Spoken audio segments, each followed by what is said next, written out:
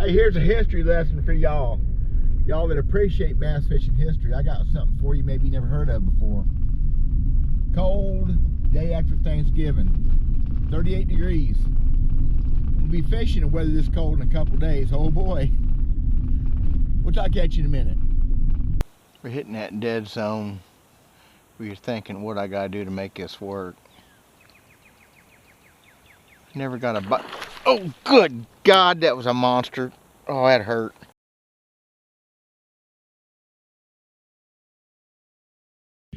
Howdy, y'all. I want to talk a little bit about a ripoff that happened in bass fishing. I don't know how many years ago I became aware of it when I came back to fish in 2017. About that jig right there and the man who really invented this whole thing they call finesse jig fishing.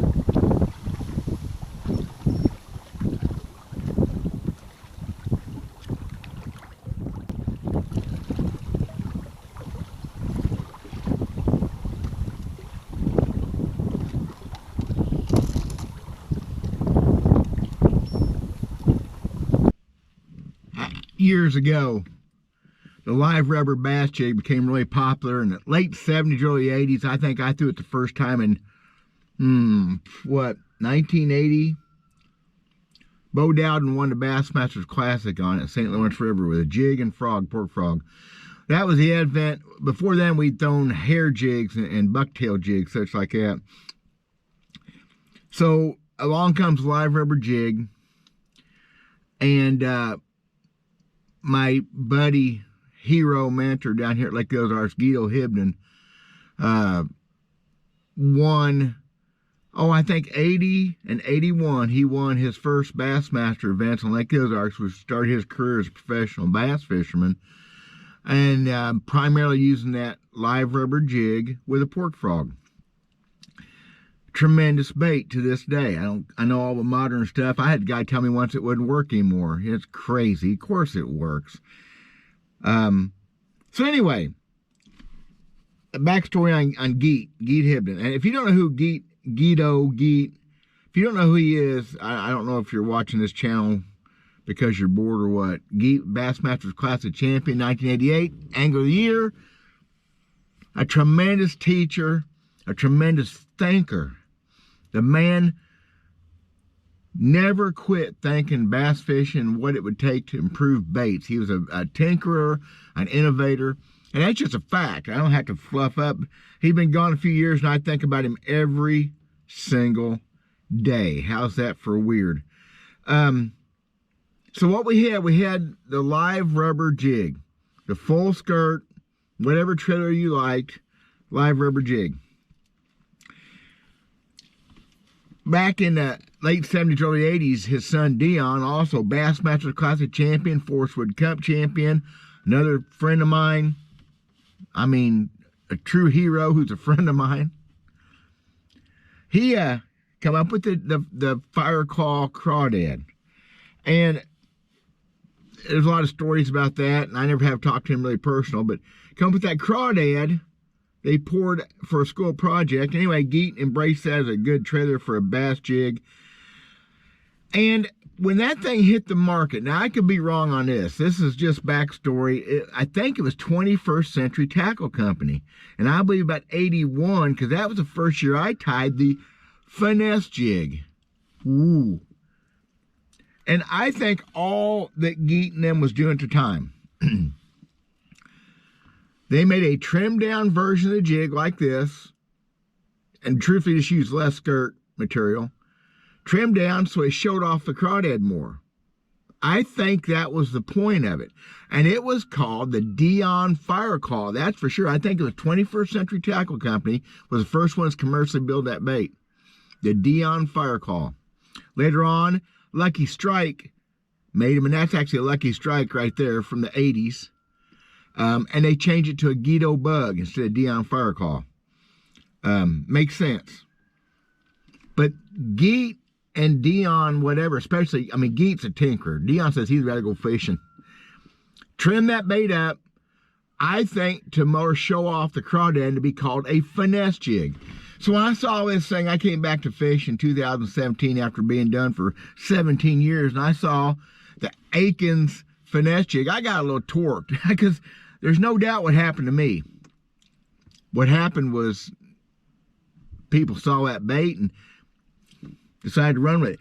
Guido Hibdon, for all his bass fishing genius, and guys, nobody has ever been more of a thinker about fishing, about baits, and about tackle and presentations than Guido Hibdon. Nobody ever will be. The man was a master at making fish bite.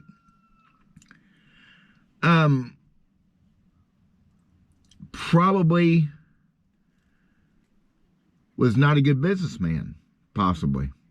He could have ran with a lot of things, made a lot of money. He could have started a tackle company. Actually, when I first tied bass jigs for him, it was an H&S lure company. Him and Jim Smith had a jig company. I tied a bunch of baits that went all over the country.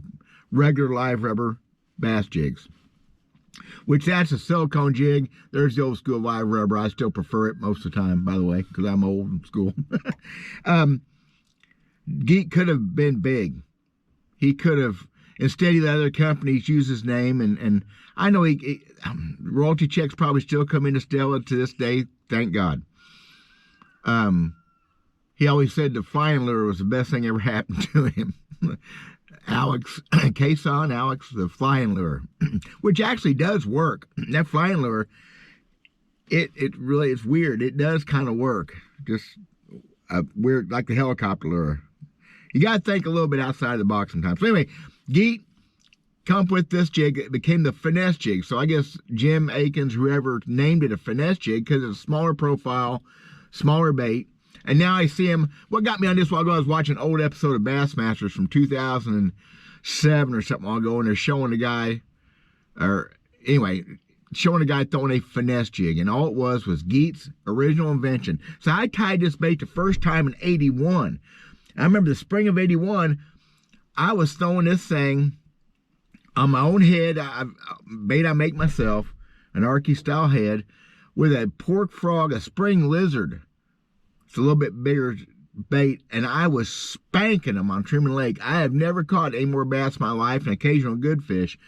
Almost every cast on that style bait with that skirt like that, and that spring lizard. I don't think I've ever thrown that bait since. What's wrong with something like that? It was a neat profile. Man, they ate that thing up. And there's several ways you can tie this bait to make it look different too. Truthfully, I like it in the old school rubber over the more modern synthetic. I don't even have one out here in synthetic because it just lays better. So you see the difference, and this one isn't trimmed down a bunch. Quite a bit of difference in sizes and profiles of those baits. So that's what comes a finesse jig. Here's another one with no trailer and trimmed down quite a bit. See?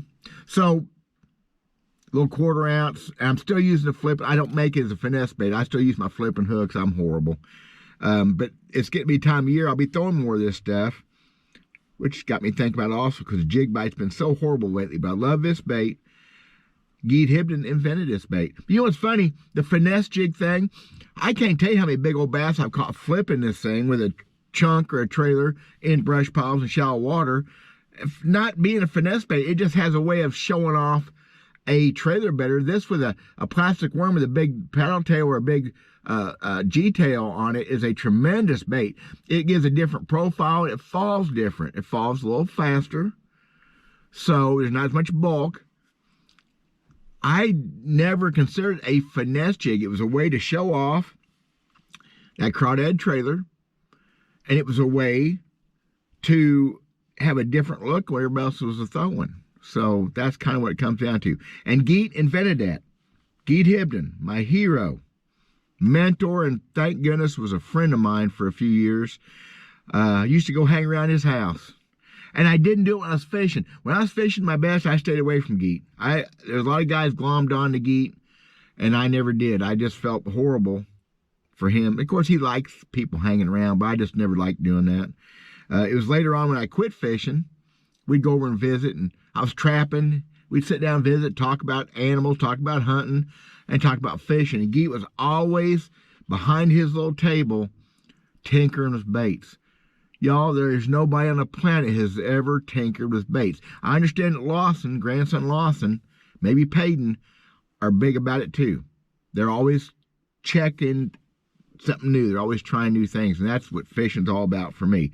And yeah, there's guys that probably good bait tinkers, never have been good fishermen. Maybe I'm one of them, because I love tinkering with my baits. I love experimenting with stuff. I'm not a big color person, but I like to mess with jig colors and different kinds of trailers. And fixing to be this time of year, we're going to be throwing stuff like that. That's a little bitty, that's actually the small 3-inch Guido bug. And I make them myself, actually. I'm making new molds right now, because I've poured them things since 1981. Since I saw the first one, I made my own mold. I cheated, I stole. I guess I was kind of like Akins. That's all. The finesse jig should be called the Hibdon jig. He invented it. He just didn't capitalize on the money part. Probably cost him a small fortune. And maybe he didn't care, because Guido Hibdon was that kind of guy. God bless Geek. God bless Dion, the family. Great people, great fishermen. And that's my story for today. There you are. We'll talk at y'all later. Cold day after Thanksgiving. I'm getting ready to go fishing. Bye, y'all.